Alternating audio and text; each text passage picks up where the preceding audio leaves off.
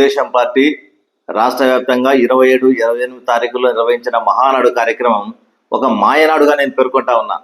ఎందుకంటే తెలుగుదేశం పార్టీ కార్యకర్తల యొక్క డబ్బును లూటీ చేయడానికి ఈ మహానాడును పెట్టడం జరిగింది వాళ్ళు. అంతేకాకుండా ఈ మహానాడులో ఒక దశ దిశ నిర్దేశం లక్ష్యం ఏమీ లేనటువంటి ఒక ఉత్తుత్తి మహానాడు ఈ మహానాడు. కేవలం తమ యొక్క ప్రాచుర్యాన్ని లేక తమ సొంత డబ్బా కొట్టుకోవడం కోసమే ఈ యొక్క వర్చువల్ మహానాడు నిర్వహిస్తున్నారే కానీ చంద్రబాబు నాయుడు గారు, లోకేష్ గారు దీనివల్ల ఎవరికి ఒరిగిందేం లేదు.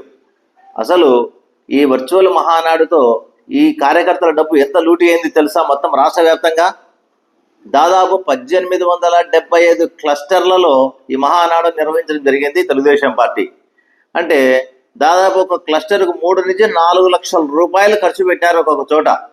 అంటే దాదాపు 160 కోట్ల రూపాయల వరకు ఓన్లీ ఆ ఎల్ఈడి స్క్రీన్లకు, అక్కడ 2 రోజులు భోజనాలకు, అక్కడ కార్యకర్తల సమీకరణకు అంతా చేసుకుంటే కూడా పూర్తిగా అటర్ ఫ్లాప్ అయిపోయింది మహానాడు.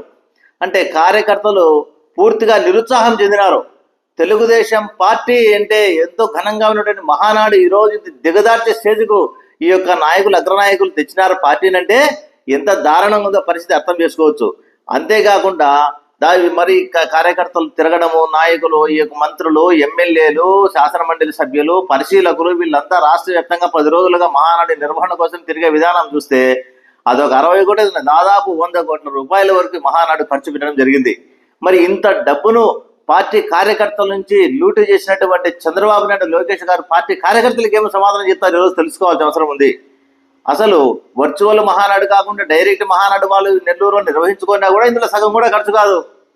కానీ వర్చువల్ మహానాడు నిర్వహించి కార్యకర్తల డబ్బులు లూటీ చేసి సంపద సృష్టిస్తానని చెప్పినటువంటి చంద్రబాబు నాయుడు గారు కార్యకర్తల సంపదను కొల్లగొట్టడమే తమ ధ్యేయంగా పెట్టుకున్నట్టుగా పనిచేస్తా ఉన్నారు ఈ యొక్క మహానాడును చూస్తూ ఉంటే.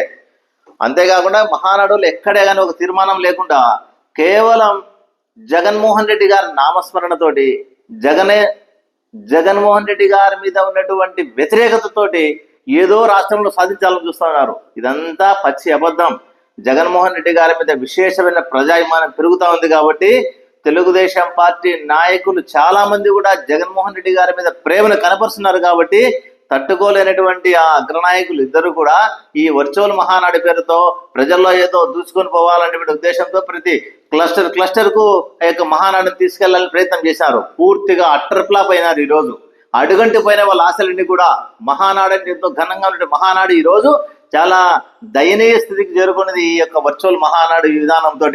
అంతేకాకుండా ఎన్టీఆర్ గారికి భారతరత్న ఇవ్వాలని ప్రతిపాదన చేయడం మంచి విషయమే.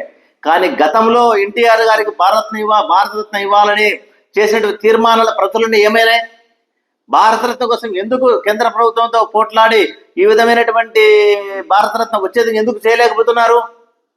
కేవలం ఎన్టీఆర్ పేరు లేకుండా ఈ యొక్క చంద్రబాబు నాయుడు గారు కానీ, లోకేష్ కానీ దాదాపు చంద్రబాబు నాయుడు గారి పార్టీకి వెన్నుపోటు పడిచి పార్టీని స్వాధీనం చేసుకుని 31 సంవత్సరాలు కావస్తున్నా ఈ రోజు వరకు కూడా ఎన్టీఆర్ పేర్లు కూడా పార్టీకి మనుగడ సాధించలే స్థితి వాళ్ళది.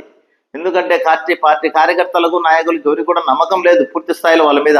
అందుకని ఈ రోజు కూడా ఎన్టీఆర్ గారు పేరు ఉంటేనే పార్టీ నడుస్తూ ఉంది. కాబట్టి తమ సొంత పేరుతో సొంత పార్టీ పెట్టుకుంటే జగన్మోహన్ రెడ్డి లాగా ఎవరైనా మగాడుగా ఈ యొక్క దేశంలో మనుగడ సాధిస్తాడు. తమిళనాడు విజయం సాధించినట్టు ఇక జగన్మోహన్ రెడ్డి సాధించినట్టు. అంతేగాని వెన్నుపోటుకు 2 ఏళ్ళని మా పార్టీ విధానం ఈరోజు మొత్తం రాష్ట్ర వ్యాప్తంగా అమలవుతుంది కాబట్టి ఈ ఒక్క వెన్నుపోటుకు దాదాపు ఇప్పుడు తెలుగుదేశం పార్టీ వెన్నుపోటుకు 30 ఏళ్ళు. కాబట్టి ప్రతి ఒక్కరూ కూడా గమనిస్తున్నారు. చంద్రబాబు నాయుడు చేసిన విధానాలను, లోకేష్ గారు చేసిన విధానాలను గమనిస్తున్నారు. కాబట్టి త్వరలోనే ఆ పార్టీకి అందరూ కూడా మంగళం పాడే రోజు వస్తూ ఉంది. అందరూ కూడా ప్రతి ఒక్కరు కూడా చైతన్యవంతులై వీళ్ళు చేసేటువంటి కార్యకర్తల లూటిని కూడా గమనించాలని ఈ సందర్భంగా తెలియజేసుకుంటున్నా. ఖచ్చితంగా రాబోయేటువంటి కాలంలో జగన్మోహన్ రెడ్డి గారు మరలా ముఖ్యమంత్రి పీఠపై కూర్చొని ఈ రాష్ట్రాన్ని మరలా సుపరిపాలన చేస్తానని ఈ సందర్భంగా తెలియజేసుకుంటున్నా.